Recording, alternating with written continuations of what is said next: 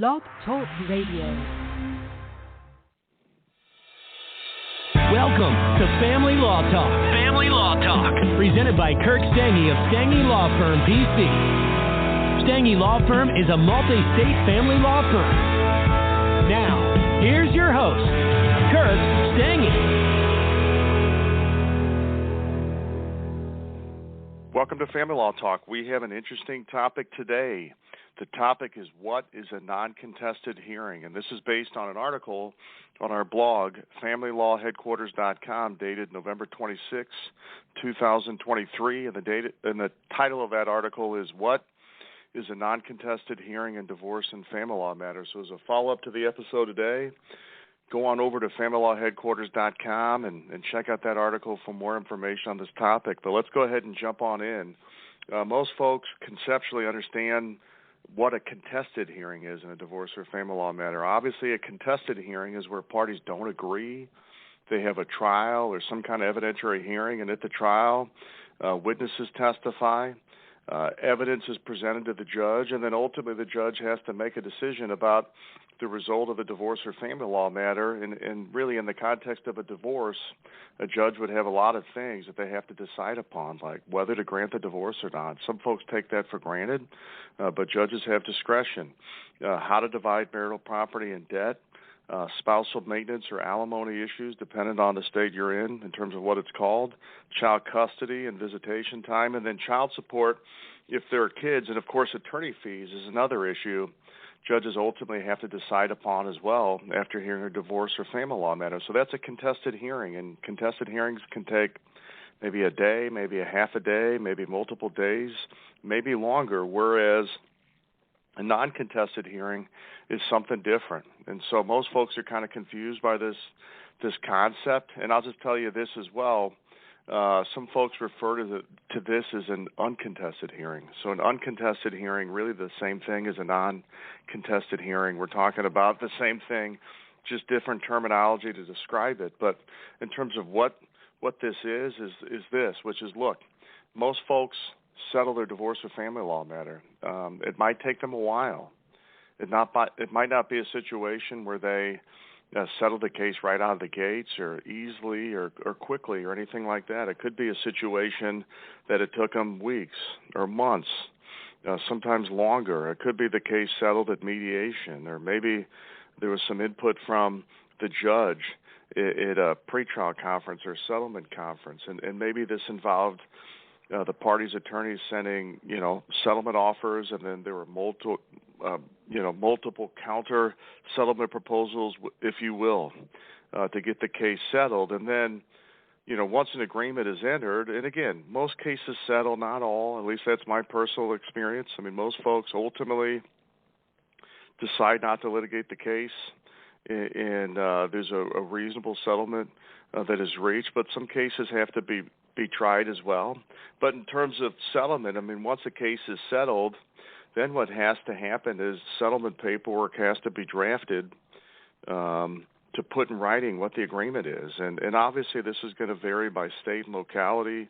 It'll vary by the judge. Perhaps, maybe a judge is looking for certain things in settlement paperwork, but take a divorce as just an example. And obviously there's lots of other kinds of family law matters out there, paternity cases, adoptions, orders of protections or restraining order hearings, and, lots of other types of divorce and family law cases out there. But just take a divorce. In a divorce, you typically have a divorce decree. You have marital settlement and settlement paperwork, which divides the property and the debt. If there's kids, you have what's called a parenting plan or child custody agreement.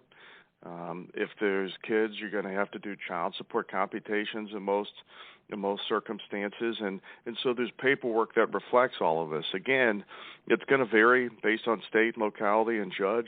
This can all be a little bit different. The terminology can be different, and the exact requirements might be different, but the truth is, in a general sense, is paperwork that has to be prepared, and the paperwork can be quite cumbersome. And so even when parties have an agreement in principle, there can still be a hang-up on the exact phraseology of the settlement paperwork, and there can be revisions and counter proposals and with multiple drafts going back and forth between the attorneys until there's ultimately an agreement on a final draft. All right. But then the key after that is this, which is obviously the parties both have to sign the settlement paperwork.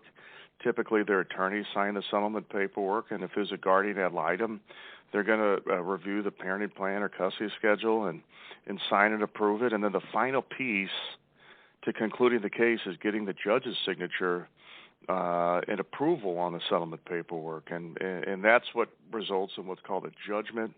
And that judgment is then what the parties abide by. And there's really two ways to get a judge to sign settlement paperwork in a general sense. Again, this can vary by state, locality, and judge, but from my personal experience, there's two ways for this to happen. And way one would be the case be submitted upon affidavits, and I'll talk about that here in a few minutes. But the other way is through this non-contested hearing or uncontested hearing. And so in terms of how this works, both parties come into court. They come into court with their attorneys. The signed settlement paperwork is brought into the courtroom. And generally, both parties get on the witness stand. They're sworn in and they testify. And the testimony is usually fairly painless.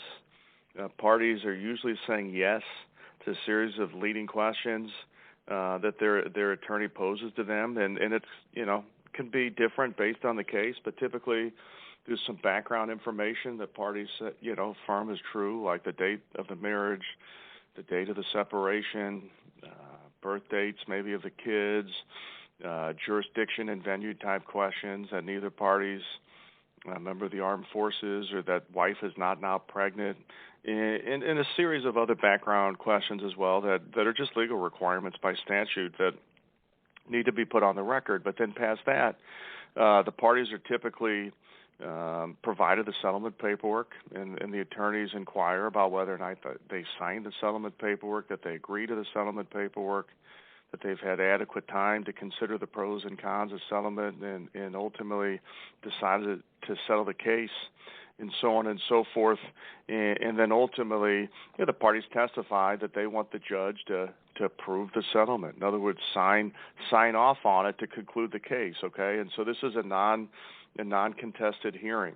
Again, lots of cases submitted by affidavit, okay?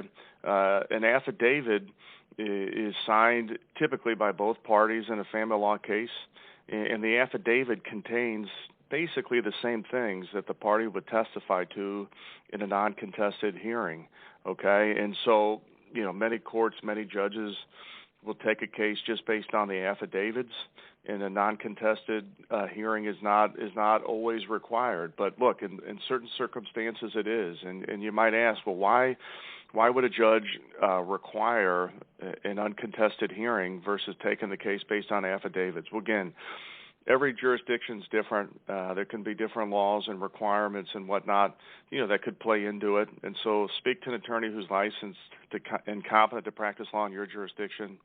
Okay, but look, some cases there could be substantial assets.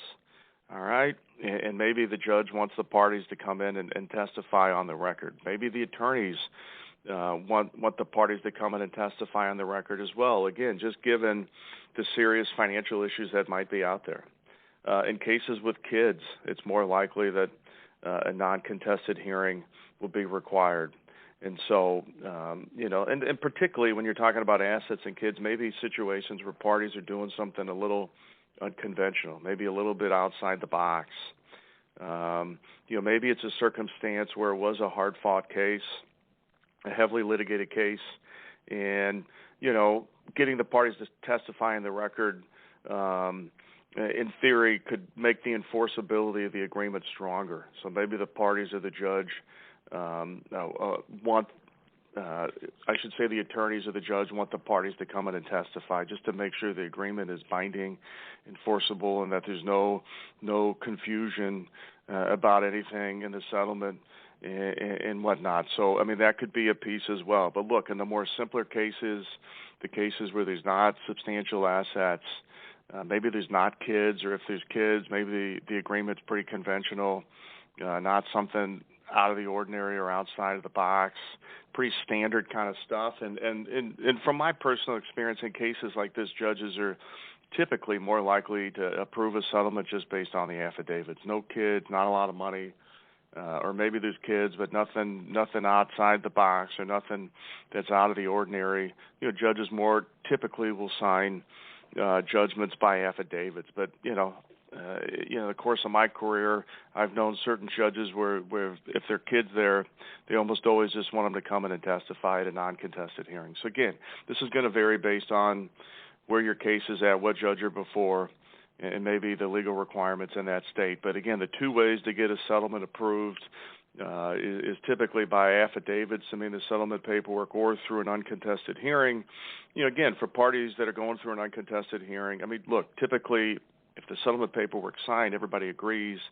This is typically a pretty short, quick, painless hearing where parties are coming in and just answering yes to a lot of questions and affirming background facts and background legal requirements, and that they sign the settlement paperwork. So typically no big deal if you have to do a non-contested hearing. Again, pretty common.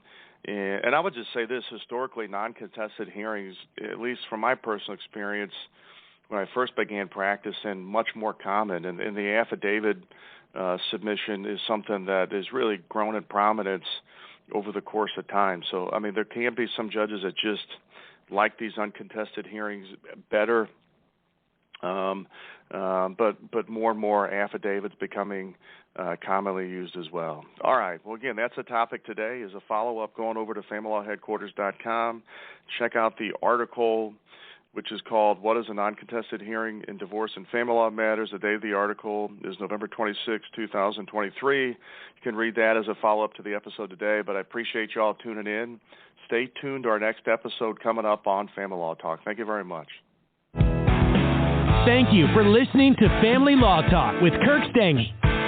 Visit StangeLawFirm.com for more about today's topic, or to put Stange Law Firm to work for your family today. The choice of a lawyer is an important decision and should not be based solely on advertisements. Neither the Supreme Court of Missouri or Illinois reviews or approves certifying organizations or specialist designations. The information you obtained in this podcast is not, nor is it intended to be, legal advice. You should consult an attorney for advice regarding your individual situation. We invite you to contact us and welcome your calls, letters, and electronic mail. Contacting us does not create an attorney-client relationship. Please do not send any confidential information to us until such time as an attorney-client relationship has been established.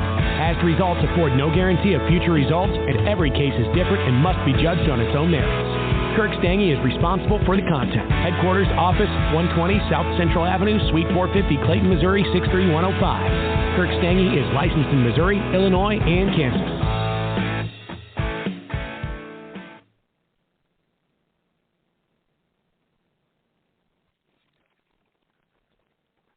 It is Ryan here, and I have a question for you. What do you do when you win? Like, are you a fist pumper, a woohooer, a hand clapper, a high fiver? I kind of like the high five, but if you want to hone in on those winning moves, check out Chumba Casino. At ChumbaCasino.com, choose from hundreds of social casino-style games for your chance to redeem serious cash prizes. There are new game releases weekly, plus free daily bonuses. So don't wait. Start having the most fun ever at ChumbaCasino.com. No purchase necessary. VGW. Void where prohibited by law. See terms and conditions. 18+.